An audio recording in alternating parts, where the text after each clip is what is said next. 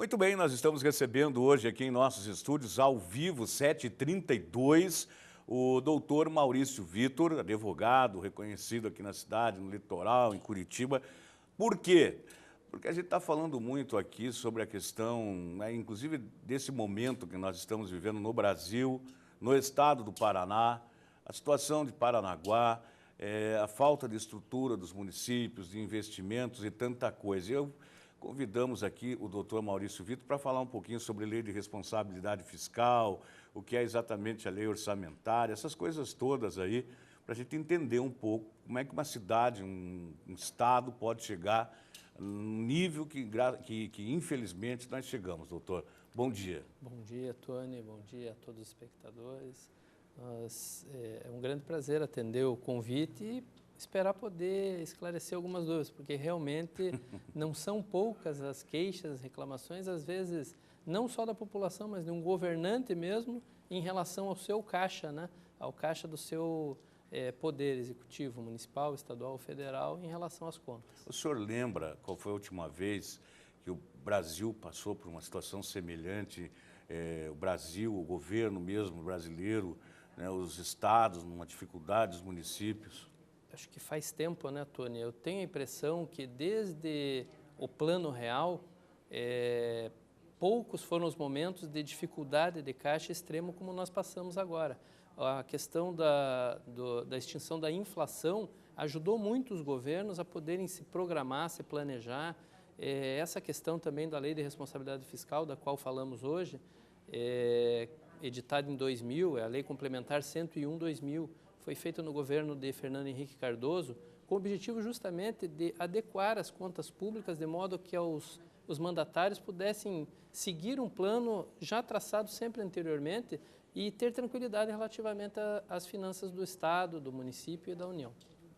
Bom, a questão é essa justamente, doutor Maurício.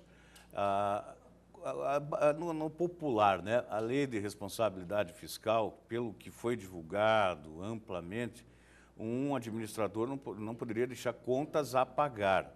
Ele deixa a administração, vamos falar de Paranaguá, deixa a administração de Paranaguá, mas tem que estar tudo em ordem, a casa tem que estar em ordem para que o próximo ocupe a casa. Mas e quando há reeleição, essa lei também funciona, ou entre aspas, esse funciona, né, doutor Maurício? Funciona, sim. Funciona, independe de quem é o próximo mandatário. A questão é a seguinte, o exercício financeiro do Estado, do município, da União, ele tem previsão de receita e de despesa. Isso é feito através da Lei de Diretrizes Orçamentárias, do Plano Plurianual e do Orçamento Anual. O mandatário tem que prever tudo isso em planos próprios. Então, ele vai ter, durante o exercício do seu mandato,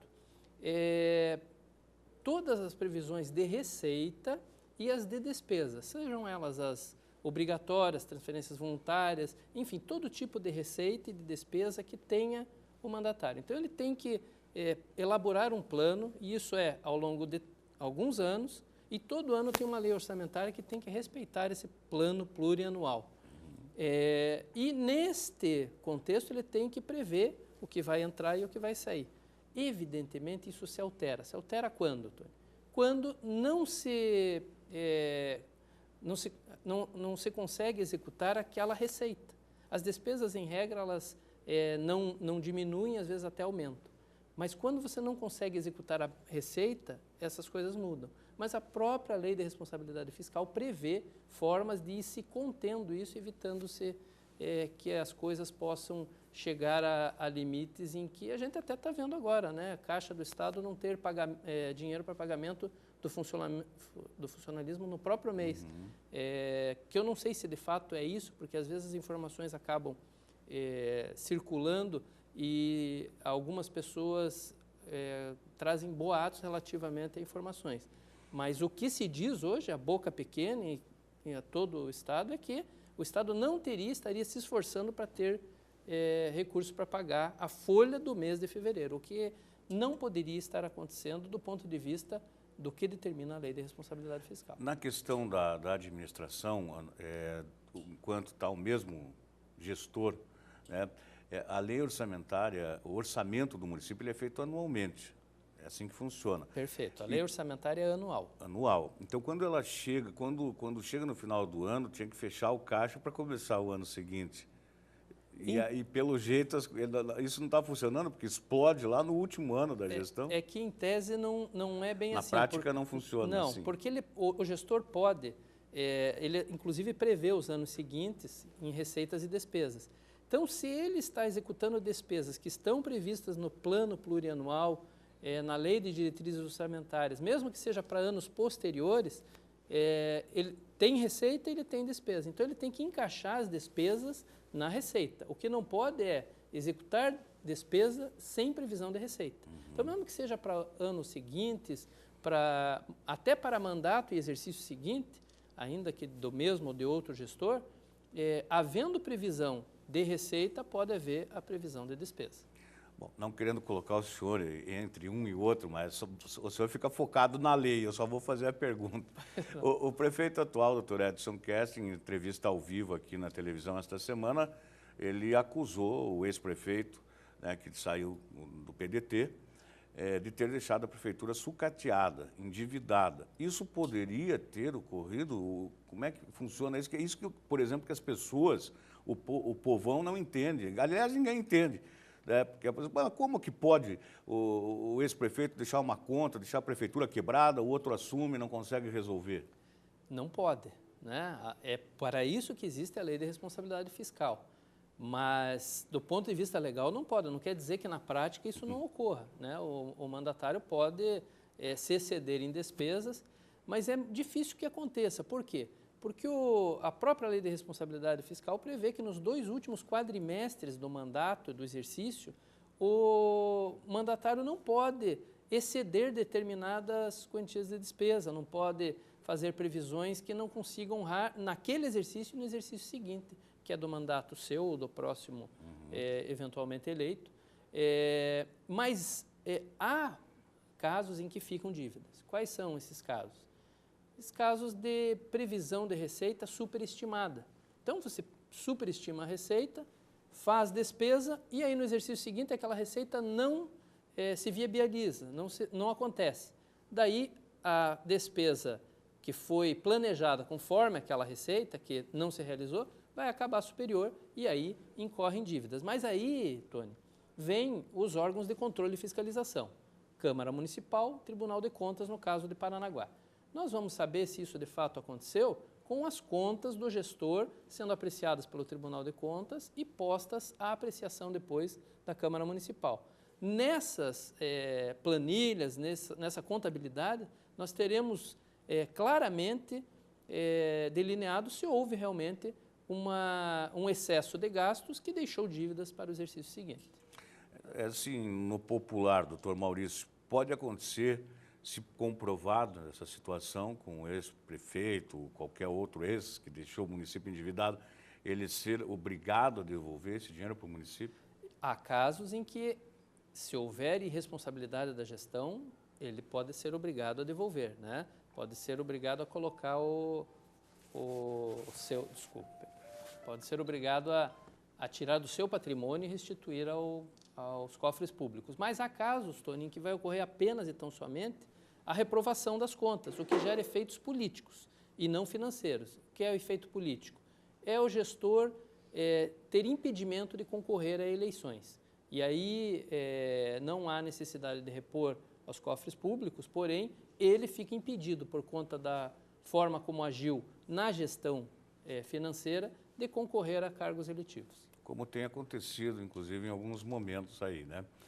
Bom, Verdade. doutor, é a mesma, só para a gente encerrar também, que já deu para entender, né, o que o senhor falou, a mesma coisa está acontecendo com o governador, né? Porque ele falou uma coisa durante a campanha política, dizendo que o Estado estava muito bem, que estava tudo certo, que teria investimento, inclusive ele tem um vídeo gravado, porque hoje não dá para falar muita coisa, porque fica tudo gravado, o celular grava, qualquer coisa grava. Tá na Ele net. ele tem lá um vídeo falando justamente do investimento que ele ia fazer para os professores.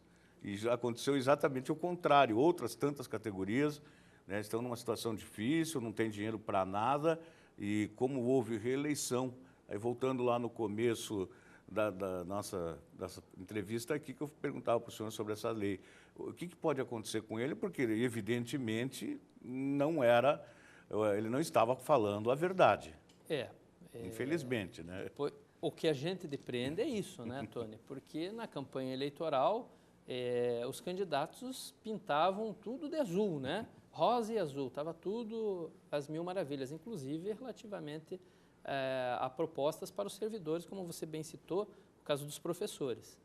E isso não se configura hoje, aliás, o Estado está em convulsão, né? A gente vê passeatas, paralisações, greves, a invasão da Assembleia por conta de votação de chamado pacotaço. Em tese, o governador, independente de se ele iria seguir ou não no mandato, ele tinha que manter as contas em ordem no exercício anterior, e esse seria outro exercício. Nós só vamos ter certeza se houve uma desorganização de fato com a apreciação de novo dos órgãos de fiscalização e controle. Por quê? A alegação do governo é de que, como houve uma queda inesperada de receita por conta da crise, isso se refletiu no controle das contas. Pode acontecer, né? Você tem lá na sua previsão domiciliar a entrada de alguns recursos, ele não entra, vai ficar uma continha ou outra sem pagar, né? Mas pode ter ocorrido também, e aí voltamos à situação idêntica, né? Uma superestimativa da previsão de receita, para, às vezes, maquiar as contas, para colocar o azul, né? Para parecer bacana, e aí isso não se configura depois e naturalmente vai haver a convulsão, como está aparentemente ocorrendo no Caixa do Governo do Estado. Então pode ser uma má gestão efetiva, ou pode ser, como alega, né, o mandatário, uma redução de receita inesperada por conta de crise. E muitas vezes eles acreditam isso na conta do pagamento de salários das categorias, né, doutor? Pois é, que... Tem que captar dinheiro aqui e ali, que não dá para pagar as contas. Que também não deveria ocorrer, Tony, porque existe na Lei de Responsabilidade Fiscal um limite orçamentário para essas despesas que tem que estar previsto e que tem que ser comportado pelo dinheiro que está entrando no Caixa dos Tesouros, municipal, estadual e federal. Tá certo. Doutor Maurício Vitor, muito obrigado mais uma vez, o senhor colaborando aí com o nosso programa e tirando algumas dúvidas para a gente, aí, todo o nosso telespectador, nesse horário aqui para todo o Brasil. Um grande abraço e até a próxima oportunidade. Eu que agradeço a oportunidade, espero poder ter esclarecido. O tema é complexo, Tony, a gente teria outros pontos a abordar, porque é uma lei que não é assim tão antiga, que dispõe uma série de fatores, mas é um prazer e eu espero ter podido atender aí pelo menos algumas das dúvidas dos seus telespectadores. Atendeu com certeza, até uma próxima oportunidade. Obrigado.